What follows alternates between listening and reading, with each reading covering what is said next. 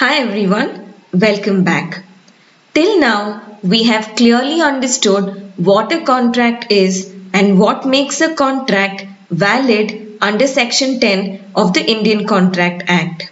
Now, once we know the essentials of a valid contract, the next logical question is, are all contracts the same in nature? And the answer is no. Contracts differ depending on whether they are enforceable or not, how they are formed, and whether they can be performed or not. So, in today's lecture, let's understand the broad classification of contracts based on enforceability, based on formation, and based on performance. Let us begin with the first and the most important classification, that is contracts based on enforceability. Now this classification helps us answer a very practical question. If something goes wrong in the contract, can I go to the court and enforce this agreement or not? To get an answer to this, let us look at different types of contracts one by one. Firstly, valid contract. A valid contract is the ideal situation in law. It satisfies all the conditions of Section 10 and is fully enforceable by law. Example: A agrees to sell his car to B for rupees 4 lakh. Both parties are major, consent is free, consideration and object are also lawful. If any one party fails to perform his obligations, the other party can definitely approach the court because this is a valid contract. But what happens if a contract is perfectly valid at the time of making it, but later, due to some unavoidable reason, it cannot be performed? Now this brings us to the next type of contract, that is void contracts. A void contract is a contract which was valid when it was made but becomes unenforceable later.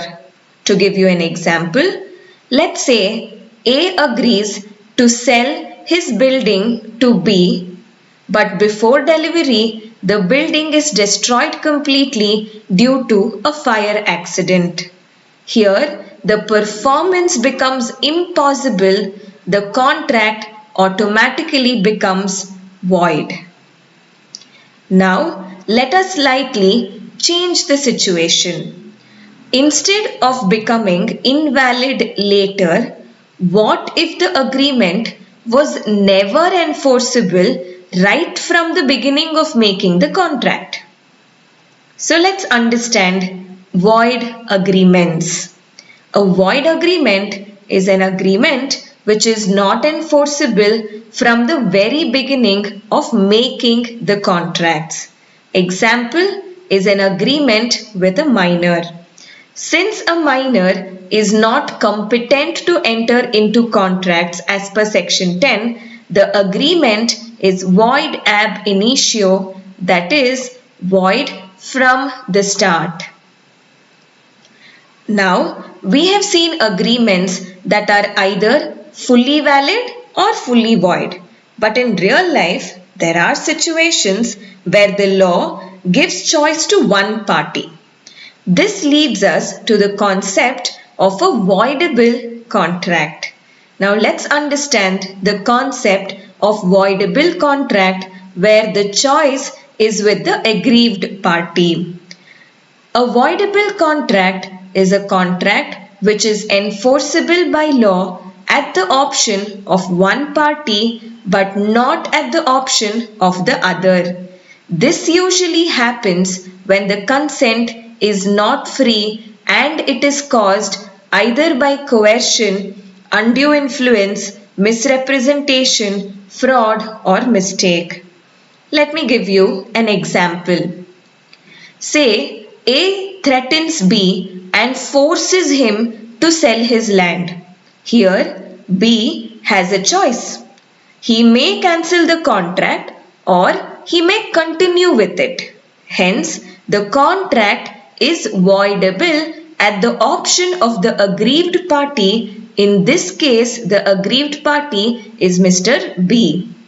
I hope you now clearly understood what does a voidable contract mean. Now, let us go one more step further and understand what if the agreement is not just enforceable but is also prohibited by law. And such agreements are called as illegal agreements which are forbidden by law. Therefore, an illegal agreement is one where the object or consideration is unlawful. Example, A agrees to pay B money for committing a crime. Such an agreement is void, illegal and punishable by law. Also, agreements connected to an illegal agreement are also affected. Finally, there are situations where an agreement is valid in substance, but due to some technical reason, it cannot be enforced. Now, what are such contracts called as? They are called as unenforceable contracts. That means there is a technical defect. So, unenforceable contract is a valid contract but cannot be enforced due to technical defects like absence of writing, absence of registration, or maybe absence of a proper stamp. For example, a contract which is required to be in writing, like in the case of sale of a movable property, let's say the contract is made orally. Now in such a case, the contract becomes unenforceable because there is a technical defect in this contract. Now we have understood whether the contract is enforceable or not. Next, let us move to contracts on the basis of formation. Now let's understand the different types of contracts based on formation. Firstly, about express contracts. An express contract is the one where the terms are clearly expressed either in the form of writing or by spoken words. Example, if A says, I will sell my car for rupees 5 lakh and B agrees to it, the terms in this contract are clearly communicated and hence it is an express contract. The terms can either be written or it can be spoken. The legal implications will be the same. But in our daily life, do we always speak and write contracts? Not really, right? Many contracts are formed just by our actions, and such contracts are called as implied contracts. That is, your conduct speaks. An implied contract is formed by the conduct of the parties. Example, you enter a restaurant, you order food, you eat and complete the food. Now, there is an implied contract that you will pay and the restaurant will serve the food. Next, a very special type of obligation where there is no agreement at all but still the law creates responsibility, and such contracts are called as quasi-contracts, that is, obligation imposed by law. So a quasi-contract is created by law to prevent unjust enrichment. Example, A mistakenly delivers goods to B. B uses those goods. Even without an agreement, the law requires B to pay for them. So, till here we have understood whether contracts are enforceable and how contracts are formed.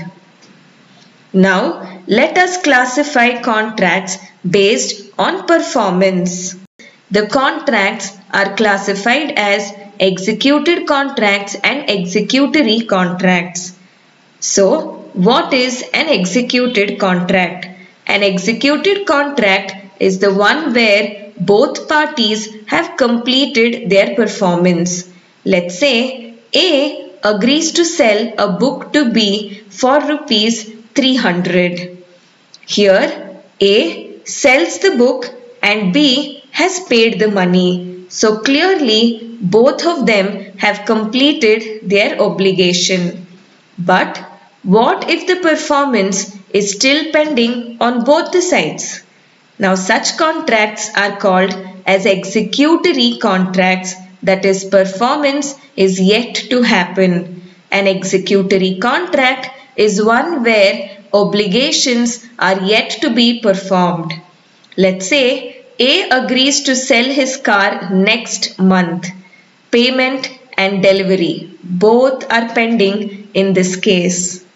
And finally, there are contracts where one party has performed but the other has not performed. And such contracts are called as unilateral executory contracts. Let's say A sells goods to B on credit. Now the goods are delivered but the payment is pending. Therefore, this is a partly executed and partly executory contract, and that is why it's called as a unilateral executory contract. In the next lecture, we will continue with more important concepts under the Indian Contract Act. Until then, see you. Have a good day.